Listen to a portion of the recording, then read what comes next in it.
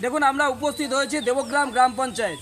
দেবগ্রাম গ্রাম পঞ্চায়েতে এখানে একটা ব্যানার দেখা যাচ্ছে, যেখানে পশ্চিমবঙ্গের মাননীয় মুখ্যমন্ত্রী মমতা বন্দ্যোপাধ্যায়ের ঐকান্তিক প্রচেষ্টায় 2 বছর ব্যাপী বঞ্চনার অবসান এবং সেই পঞ্চায়েতের যে সরকারি প্রোগ্রাম, সেই সরকারি প্রোগ্রামে একটা মিথ্যে ব্যানার কেন লাগানো হচ্ছে। আমরা দেবগ্রাম পঞ্চায়েতের বাসিন্দা, আমরা সাধারণ ভোটার।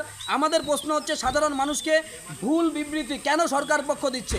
এই পঞ্চায়েতের এখানে প্রধান উপপ্রধান সব মেম্বাররা আছেন এবং বিডিওর স্টাফরাও এখানে এসেছিলেন, পঞ্চায়েতের স্টাফরা ছিলেন। এখানে সরকারি প্রোগ্রামে কেন মিথ্যে ব্যানার ছাপানো হবে?